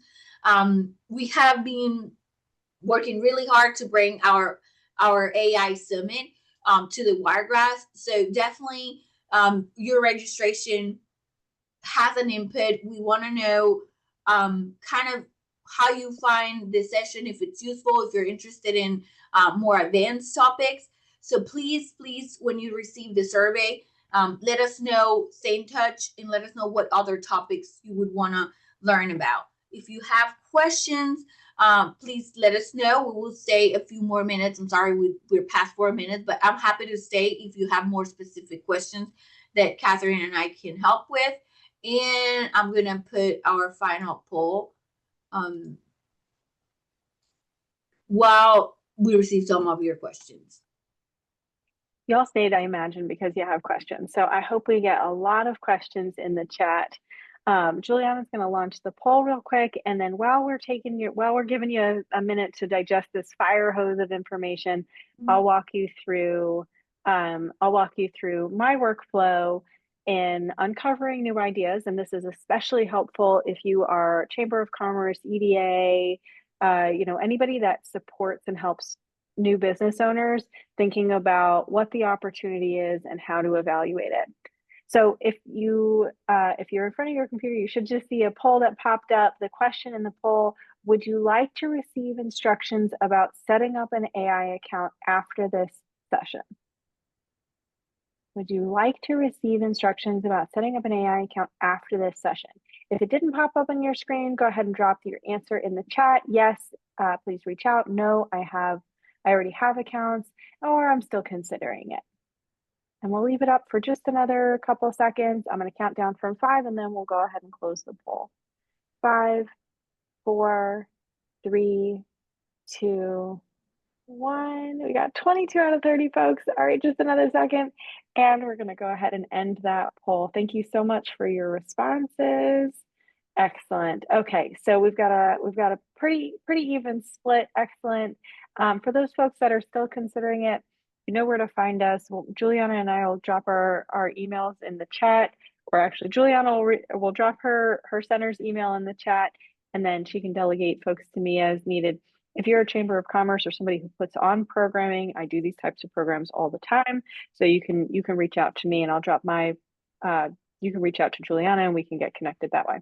All right, this meeting is still being recorded. So if you have not had dinner yet, if you've got crying babies and barking dogs, or barking babies and crying dogs, don't feel like you have to stay, but definitely drop your questions in the chat or reach out to us afterwards. I'm going to spend a couple more minutes and go through my workflow so you can see exactly how this is, or how I use these different tools. Okay, so let's go over to my browser. When I'm thinking about a new opportunity that I'd like to use for generating revenue, one of the first places I go is this idea browser. So the idea browser, you can set it up so that it'll send you an email every day, has an idea and then why they think this is a good idea. Now, I'm somebody, if you couldn't tell from the terms and conditions research that I do, I don't really trust all the information that I get. So I like to verify. So let's say, okay, this tool that they're marketing as a vetted or verified tool that they're saying, hey, this has some entrepreneurship opportunity. What I will do is I'll take this idea and I'll go to Perplexity and do some market research on it. So it's saying wellness clinics lose 10 to 15% of their revenue to no-shows. This is great, but probably at a nationwide. Maybe these numbers are coming from New York and Seattle or San Francisco, not Tuscaloosa, Alabama, right? So I want to know how many wellness clinics there are in Tuscaloosa. And even though this would be an online tool, who am I going to start with? I'm going to start with my local market. I'm going to go down the street to my local salon, to my local, massage therapist and see, if this would be something of interest to them. Start using those personal relationships to get the testimonials, do user testing on an actual application. So this is where an outside tool like Perplexity would take this idea and actually give you local market information. So I would use Perplexity, and this is the free account for Perplexity. And I would say something like, give me the market research on the wellness industry, including the number of establishments, revenue, etc., especially focusing on any data related to cancellations and lost revenue. Focus on Tuscaloosa or the Birmingham metro area if data is available. Look for 2025 to 2030 market trends. Right, so we're giving it a date range, we're giving it a location, we're telling it what we need to know. Before it's even done drafting the actual response, the first thing I do is I look at the sources. I want to know, what are the sources? Are they any good? For the consultants out there, for chamber presidents and folks that work in the economic development field, you're going to know and be able to recognize good sources, right? Yahoo News, don't know if I trust them. Yahoo Finance, definitely, right? Grandview Inc., good company. Global Wellness Institute, don't know them, but they sound legitimate. And so what I might do is click on that link to see, okay, and precedent research.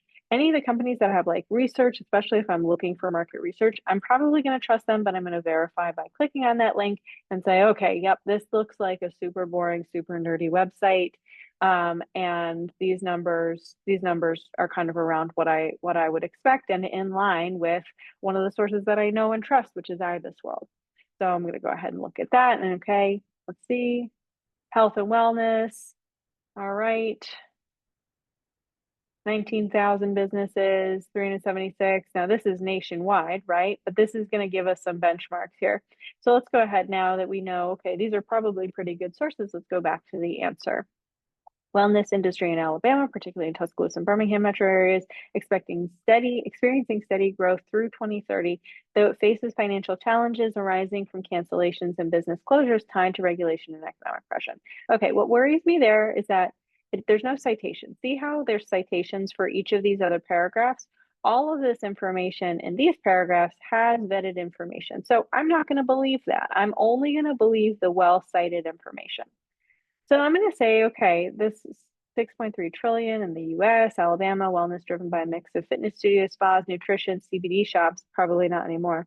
Mental health and wellness centers, particularly in the Birmingham and Tuscaloosa areas. Recent business directories show 20 to 25 active wellness business establishments. Okay, that's a good sample size for me to really get started in testing out this business idea. Birmingham Metro, 80 to 200, probably not, I don't think quite, well, maybe under all of the wellness, but look at these sources. Okay, Wellness Journal, what to expect in healthcare. Yep, I don't think these are real numbers because it's pulling from journals that aren't in Birmingham or even Alabama. That's probably just an estimate. All right. 9.35 year growth. So when we're pitching this to businesses, we might say, hey, the average growth is probably going to be around 9.3. You can increase on that. If that's not big enough for you, let's help with those cancellations and turn those cancellations into cash flow. Then we've got some financial trends and some forecasts. Okay, this looks like an idea that I might want to move forward with. We verified the sources. Now what I want to do is I want to ask ChatGPT to help me draft up a prompt for another application, right? I don't code, right? I don't know the difference between a Python, the snake, and the Python, the coding language. Java to me is just a type of coffee. And if you say full stack, I'm going to say, no, I'll take the half stack of pancakes. Thank you very much. So I use these tools to help me draft the prompts. And so I prefer to talk rather than type. And so I'm going to dictate this right into ChatGPT. I'd like to develop an application that or a tool that turns last minute cancellations into cash flow bookings for wellness clinics, starting specifically in the Tuscaloosa and Birmingham area. The tool that I'll be using to build this is Replit, and I am new to creating this type of tool. I'm not an expert in the wellness industry. Ask me questions that will help us develop an appropriate prompt for Replit to build out this application as a minimally viable product. It's going to transcribe it, and then we'll send that off and see what it comes back with.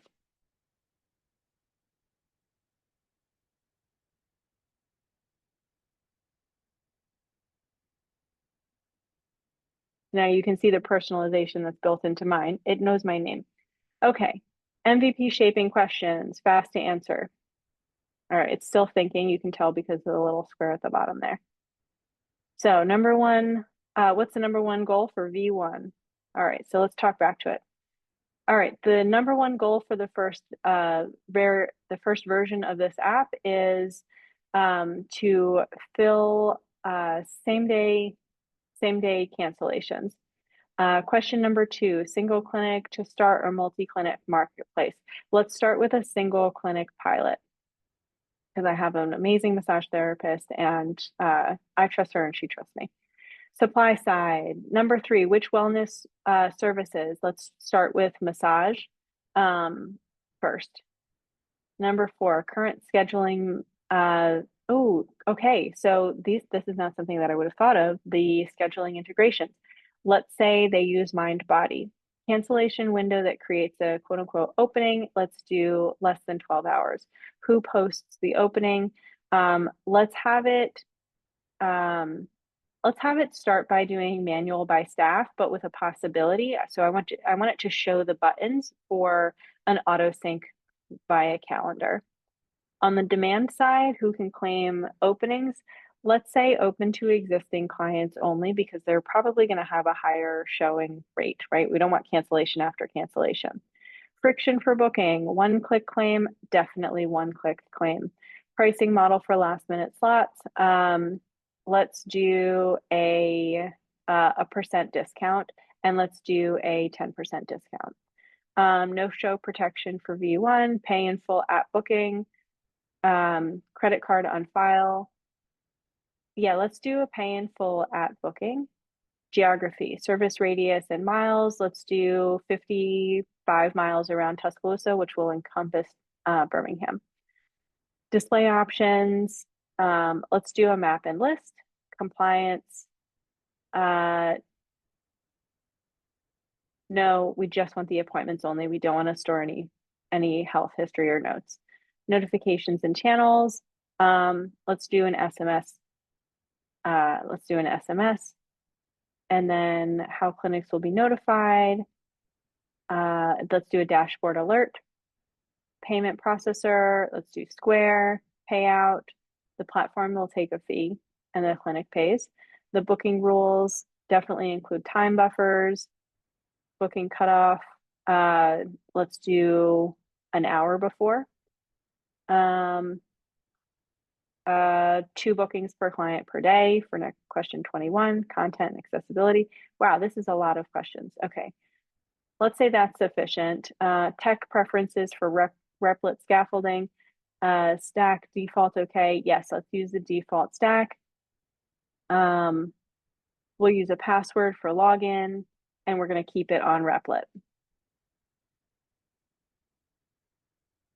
So you can see it really walks you through creating the actual, like, okay, we went from having an idea, verifying, at least on paper, the market, to now we're thinking through the actual MVP build.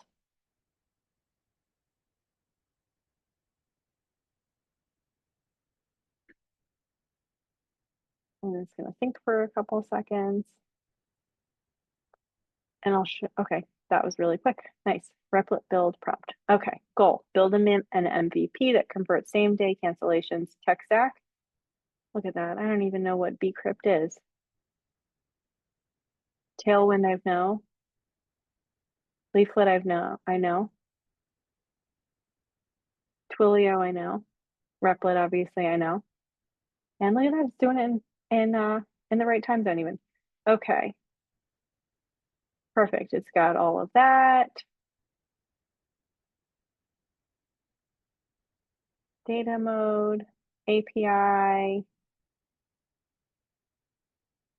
So I haven't given it any of my API keys. So all of this is safe to just plug in. And normally I would kind of read through this, but look how thorough this is. Look how incredibly thorough. And it even has a folder map and file structure. It's got a data structure. So this is going to build the database. It's got all of this. I'm not sure if this will even fit. I don't know. This might actually be too long for Replit. Let's see. So I'm already logged into Replit, and let me go over to my personal one. And let's see, we've got a pasted goal there. So I'm going to go ahead and start that chat. While this does its thing, let's see. So it's going to make the plan, and then it's going to ask us to check with it, and then it'll go ahead and we'll get checkpoints along the way. All right. We're going to dismiss, and we're going to skip all the connections for now. So it's going to create the plan.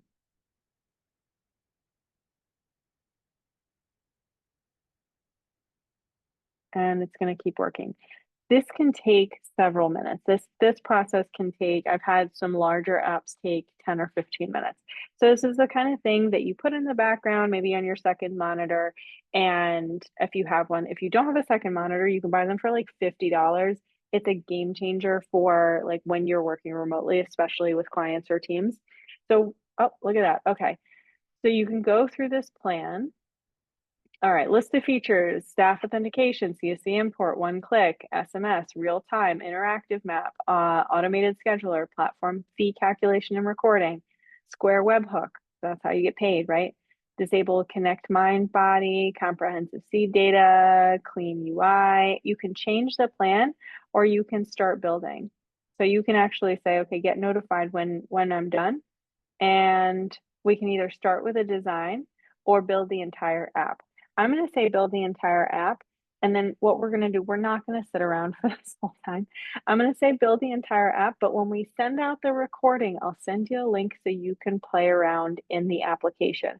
Do not submit your credit cards. There's nothing on the back end for you to pay for. So I'll publish the app so you can see it, but don't think like it's not connected to anything on the back end. So we're going to go ahead and build the entire app. We're going to send that on its way, and it's going to show you the preview. If you're new to Replit, you can open up new tabs to see the integrations, database, app storage, authentication, security scanner, secrets, that's your API keys there. You can use the assistant to do inline code edits, code search. You can see your console, that's all of the code. You can go into developer mode, extension store, your Git, your playground, and so much more. So I usually just keep the preview open because I can't code. So I don't, my developers, they work in the console. That's where they live. I'm like, I don't know what this gibberish is. Let's just see what we build. So while that's building this, let's go ahead and create some marketing materials. I have, again, the paid version of Claude. And so I have my Claude connected to my Canva account. And so I'm going to tell it exactly the same thing that I told GPT, except I'm going to ask it to develop a pitch deck to potential customers. I'm developing an app to help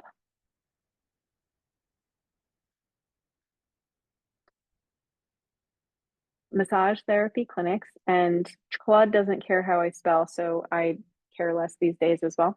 It will come out spelled correctly, but my dyslexic brain says, thank you for correcting my spelling. I'm developing an app to help massage therapy clinics fill last minute bookings. I'm working on the MVP now and want to pitch it to my massage therapy therapist. Please help me create a 5-slide pitch deck in Canva to show why this is important.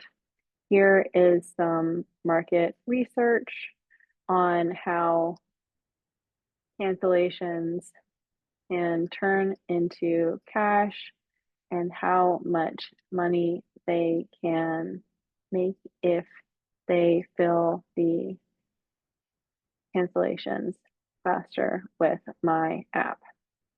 The ask is for a test run beta.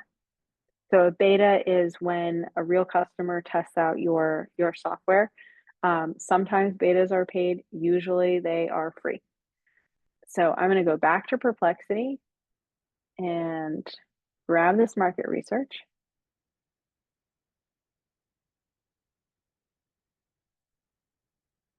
And plug it into Claude.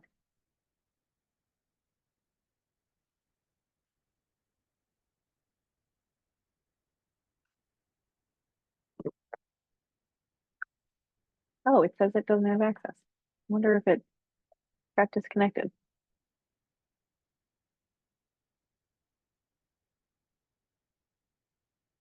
Let me see.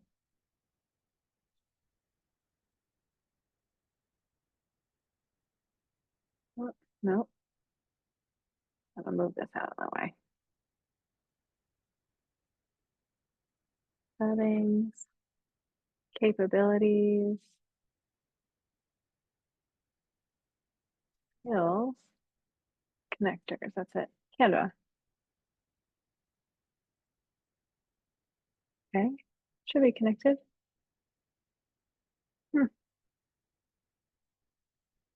So it should be connected.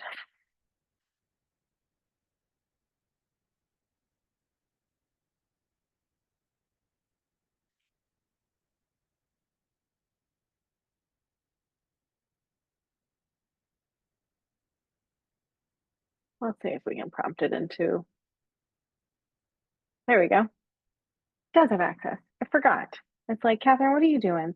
It's almost 9 o'clock at night in New Jersey. And this is the last thing we'll do, and then I'll show you. We'll see how far it got with Replit. If you haven't used Replit, try Replit for free and Lovable for free. They work the same way, but have different capabilities. Lovable has connections to GitHub and automatically kind of records the process that you're doing. And so it creates a more scalable future company.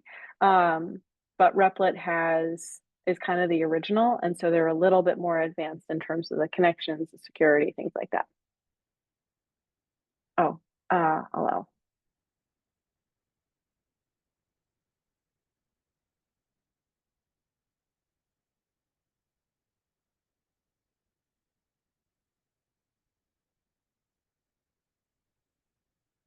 They're more complex. Normally I would like go grab a bite to eat or something like that. Usually, sometimes it's pretty quick though. Let's see. And so you can see the code if you're interested in coding, or you can see, okay, key messages. So this is what it's gonna start to put into the actual design. So slide plan, slide 1, hidden costs of empty appointment slots. Goal, immediate hook. All right, while this is building, I'm going to show you one last thing. So this is a tool called Zero GPT. If you are developing RFPs, if you are writing requests for proposals because you want to solicit bids for an upcoming project that you're having at the chamber or an upcoming project that you have at Troy University, and you want to make sure that the bids that come in are written by the people that are submitting them, they are not AI generated. You can, or you want to see which ones are AI generated. You can use this tool. This one is the most accurate. It is tested and trusted with ChatGPT 5 and other, other AI, the most, recent models. And so you can copy and paste the text right in here and see if the tools are AI, or see if the responses are AI generated. If you are submitting bids to the federal government is now checking for AI generated content. Why? Because they believe if you can't write out your plan, if you can't write in your own words how you're going to accomplish the work, they don't believe that you're going to be able to accomplish the work. So when you're writing bids, if you want to see if you pass an AI checker, this is the most rigorous one to test against. I have not had any AI generated content, even content that I've tweaked, pass this tool. Legitimate writing that I write for myself passes, but not content that's generated by AI. For this though, my massage therapist company that I work with doesn't care if this is an AI generated pitch deck. What we'll do is we'll give it one more minute. We're hitting that 8 o'clock. We're about half an hour over. So if you're watching this, if you're watching the recording, I hope you sped through it. Let's check in on preview will be available soon. So still working away.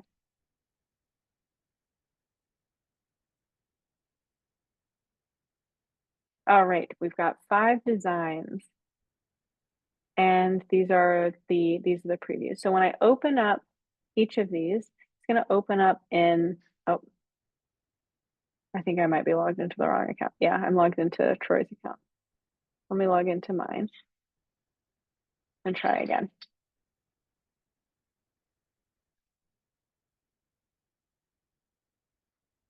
There we go. Okay.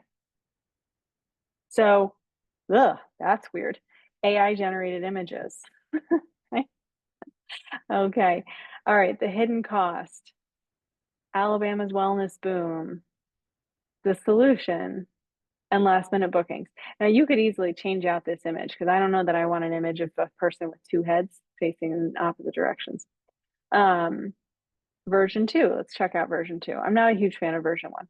All right, this I think is better. I like these colors, financial impact. We've got it right up front. Now you take this and you edit this, right? Alabama's thriving wellness industry, market growth, local demand, and it's pulling some of that information right from what I told it to do, right? Cancellations, 12 cancellations, average monthly cancellations for a typical massage therapy. Extra revenue that could be booked from those 12 is $735. Partnership timeline, agree, setup and training, beta test period. I like that one. So far, that's my favorite. That's number 3, right? And let's look at number 4. Every time Canva designs, it designs 4 slides for you. This is as far as it can take it. If you tell it to revise the slides, it's not going to. It can't then go back to these particular slides. So it's a major limitation. Hidden cost of cancellations, Alabama's wellness, perfect. Instant notifications. It's got more of the numbers here, right? So lost monthly, these are, okay, lost monthly revenue recovery, and then annual revenue protection. Right, and then the timeline. So we've got 2 different structures here. So pretty good start to the presentation, but certainly not where I would ever leave this and presenting it to a client. Let's take one last peek and see if we've got a preview. You can see it's working away here. Plan, project, install. All right, so what we'll do is we will send out this app when we send out the survey. If you're still here, Teresa and Jay, thanks so much for joining us for this whole presentation today. And we will send out there's a ton of people still here.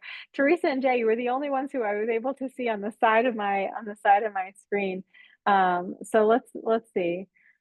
Awesome. Jay says like a hammer AI tool. Exactly. That's like, how about just getting measurements for block foundation?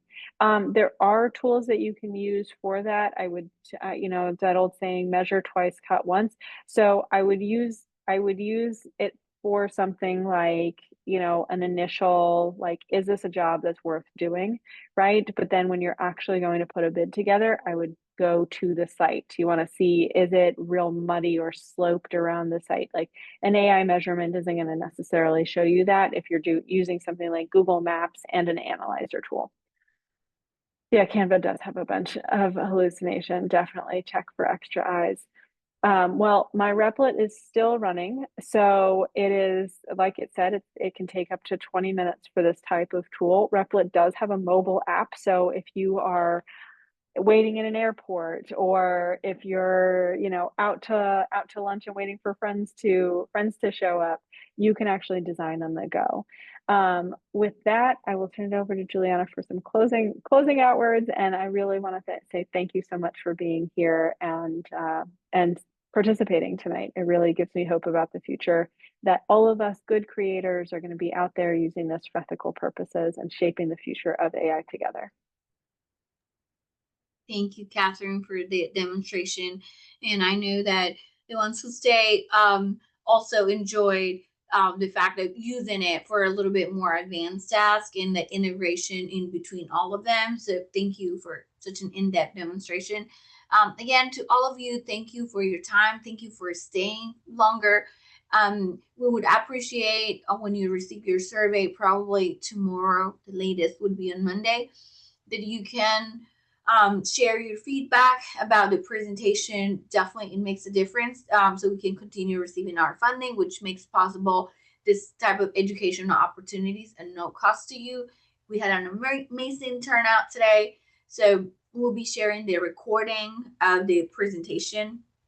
For some intellectual property concerns we had in the past, I won't be sharing the slides, but I will be sharing the link to our prompt bank. Again, you can explore from the idea evaluation stage prompts, in which you're saying my goals are I'm starting for this reason, to a more advanced set of prompts in which that can help you generate business plans. It can help you analyze financial information. So again, you can explore. We will continue fitting that prompt bank as we continue enhancing our AI education program. That is definitely the goal. So please reach out if you have more questions that we can use we can definitely set up a meeting with you and walk you through the process of implementing AI. That's definitely one of our goals for the center.